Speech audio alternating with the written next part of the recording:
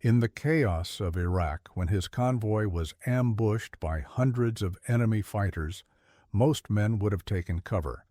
But Captain Brian Chontosh did the opposite. He turned his Humvee toward the enemy.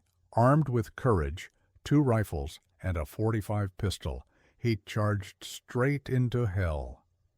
This is the story of a Marine who refused to retreat and redefined what it means to lead. Before we start the story of a hero, take a moment to like the video and subscribe, but only if you genuinely enjoy what I do here. And let me know in the comments where you're tuning in from and what time it is for you. It's as always fascinating to see who is joining us from around the world. Now let us begin. Chapter 1. The Convoy Trap, March 25, 2003. Just days after the U.S. invasion of Iraq began, the desert road near Ad-Diwania shimmered with heat. A Marine convoy, supply trucks, Humvees, armored vehicles rolled slowly through the dust. They were deep in enemy territory now. No one said it out loud, but everyone knew this wasn't safe. In one of those Humvees sat Captain Brian Chontosh, a 28-year-old Marine officer from Rochester, New York, stoic, sharp, and fiercely protective of the men under his command. He wasn't a man who liked speeches, he liked clarity. And when the world started to fall apart, he didn't freeze, he focused.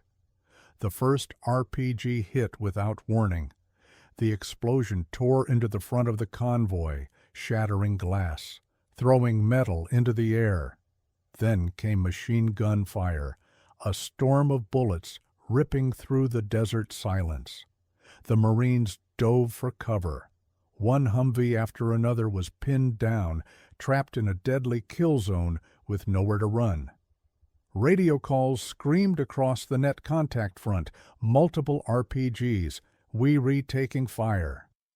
The enemy had the high ground, a trench system on both sides of the road. They were dug in, waiting for this exact moment. It was a textbook ambush. Inside his vehicle, Chontosh scanned the chaos rounds hitting armor, smoke rising, men shouting. He could see his Marines stuck behind burning trucks, unable to move forward or back. If they stayed, they'd all die. That's when he made the decision. "Turn the vehicle," he ordered. "We're going through them." His driver looked at him, stunned. "Sir, straight into it?" Chontosh didn't answer. He just reloaded his M16, rolled down the window, and pointed down the smoking road. The Humvee lurched forward, engine screaming as tracer rounds streaked past like red lightning.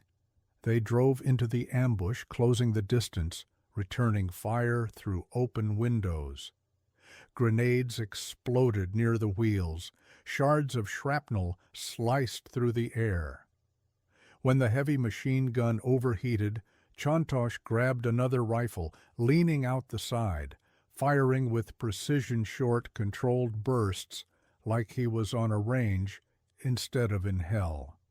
He shouted orders between bursts. "Driver, keep left. Reload the 50. Don T, stop." Within minutes, they broke through the first line, but the road ahead was worse. Enemy trenches stretching hundreds of meters, fighters pouring out like shadows. When they ran out of ammo, Chontosh made another choice, the kind that separates training from legend. He jumped out of the vehicle. "Cover me," he yelled, and sprinted toward the trenches. His Marines thought he'd lost his mind. But to Chontosh, there was only one direction worth moving forward. Chapter 2. Into the fire. The first steps out of the Humvee were like stepping into the mouth of hell. The air shimmered with heat and gunfire. The trench line ahead erupted in smoke bullets, snapping past his head, dirt exploding at his feet. But Captain Brian Chontosh didn't stop. He didn't crawl. He ran. Every instinct in his body should have screamed hide. Instead, he advanced straight toward the gunfire. Behind him, his driver and gunner laid down suppressive fire, covering him as he disappeared into the smoke. He leapt into the trench, a long scar in the desert filled with chaos. Enemy fighters were everywhere, shouting in Arabic, ducking into dugouts, reloading RPGs. Chontosh fired his M16 until it clicked empty. Then he picked up an AK-47 from a fallen fighter. He used it until it jammed, then grabbed another and another. He cleared trench after trench, one man, 2 rifles, a sidearm, and an unbreakable will. When his ammo ran dry again, he found an RPG launcher, fired it into a bunker just ahead, then kept moving, using grenades he pulled from the ground. It wasn't anger that drove him. It was duty pure and simple. Every inch he moved forward meant another Marine behind him would live. One of his men later said, "He didn't act like a man trying to survive. He acted like a man trying to save everybody else." At one point, the smoke cleared just enough for him to see the scale of it. Dozens of enemy positions stretched across the sand, the convoy burning behind him, and his Marines scattered, watching him fight alone. For more than 500 meters, he and his small team moved through the trenches, clearing positions one by one, not out of rage, but out of responsibility. When reinforcements finally caught up, Chontosh's uniform was torn, his hands burned from the barrel heat, his body running on adrenaline and instinct. He had cleared over 20 enemy positions, fired multiple weapons, and killed dozens not because he wanted to, but because he refused to let his men die there. As the last shots faded, he climbed out of the trench, looked back at the battlefield, and radioed 4 words to command. "The road is clear." There was no celebration, no cheering, just silence, the kind that comes when death passes close enough to touch your face. He sat on the side of the road, helmet off, chest heaving, and said to his gunner, "You good?" The gunner nodded. "Yes, sir." "You?" Chontosh smiled faintly. "I've been better." Chapter 3. The Aftermath. When the last echo of gunfire faded, there was only dust and the sound of wind sweeping across the road. Captain Brian Chontosh walked slowly back toward his Humvee. The metal was scarred with shrapnel, the tires shredded, smoke still curling from the hood. His men were quiet not because they didn't want to talk, but because no one knew what to say. They had just survived an ambush that should have wiped them out, and they survived because one man refused to retreat. Chontosh didn't call it bravery. He called it doing my job. But everyone who'd seen what happened that day knew it was something more. When the convoy regrouped and returned to base, word spread fast. "Chontosh charged the trenches," someone said. "No, he ran through them," another corrected. By nightfall, the story had already become a legend, the kind of thing Marines would tell each other for years. But for Chontosh, there was no legend. There was only exhaustion. He cleaned his rifle in silence, eyes fixed on the floor. Weeks later, when he was called into the commander's tent, he didn't know why. The officer looked up and said, "Captain, you're being put in for the Navy Cross. It's the second highest military decoration in the United States, awarded for extraordinary heroism in combat." Chontosh shifted uncomfortably. "Sir, I was just protecting my guys." The officer leaned back. "That's exactly why." When the medal was presented months later, he stood on the parade ground in his dress uniform, sunlight gleaming off polished brass. Reporters asked him how it felt to be a hero. He said quietly, "I don't feel like one." The crowd clapped. But his eyes were far away back in that trench, with the sound of gunfire and his men's voices echoing in his ears. He didn't think about the enemy he'd faced. He thought about the Marines who'd made it home. For every medal pinned to his chest, he carried something heavier, the memory of how close they all came to dying.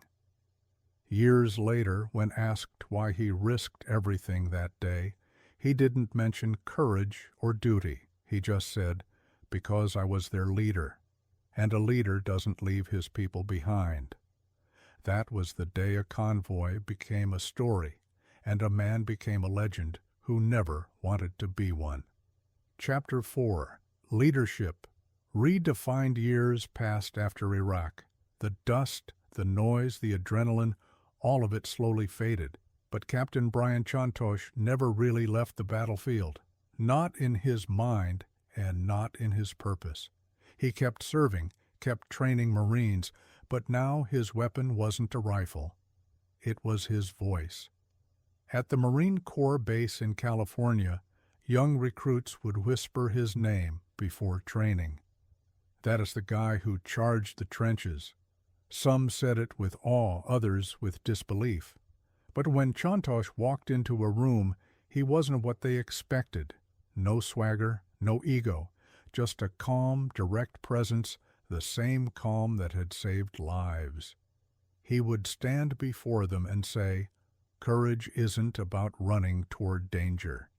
It's about taking responsibility when everyone else freezes." He taught them that leadership was barking orders. It was carrying the weight no one else wanted. It meant being the last to eat, the first to move, and the one who made the hard call when everything was collapsing. For him, that moment on the road wasn't a test of strength, it was a test of character. He'd tell new officers, "You'll never know who you are until everything goes wrong." Chontosh turned down multiple chances to leave the military and write a book. He didn't want to sell his story, he wanted to teach from it. He said his real mission began after the medals. One of his Marines once recalled, "He didn't talk about what he did, he talked about what it cost." That humility became his legacy. The Navy Cross was locked away, but the lessons stayed in the classroom, in the field, in the hearts of every Marine he taught. He often told them that leadership wasn't the key about being fearless, it was about being scared and moving anyway. That's what he'd done in Iraq. That's what he wanted them to learn. When he finally retired, he didn't fade quietly into civilian life. He kept speaking at schools, at veteran events about responsibility, honor, and what he called the burden of command. He'd end every talk with the same line, "When you're responsible for lives, retreat isn't an option." Because for Captain Brian Chontosh, that sentence wasn't philosophy, it was memory. The road, the smoke, the choice to move forward when no one else would. And in every young Marine who heard his story, that moment lived again, a reminder that true leadership isn't about orders, it's about sacrifice. Epilogue, the line between fear and courage. Some men run from the sound of battle, others run toward it. On a broken highway in Iraq, Captain Brian Chontosh faced that choice and never looked back. They say courage is rare. But maybe courage isn't rare at all. Maybe it is simply doing the right thing when the world goes dark. Chontosh never called himself a hero. He called himself a Marine, a man with a job to do and brothers he refused to abandon. His medals sit quietly in a drawer now, gathering dust like the sand of Iraq. But the road he cleared that day still lives on in every Marine who learns his story, in every leader who remembers what real responsibility feels like. Because bravery isn't loud, it doesn't shout, it acts and lets others live to tell the story. He refused to retreat, and because of that, dozens of Marines came home. Stay healthy, subscribe if you enjoyed the video, and we'll see you in the next one. And if you have an idea for another untold story, share it in the comments. Your voice helps keep their memory alive.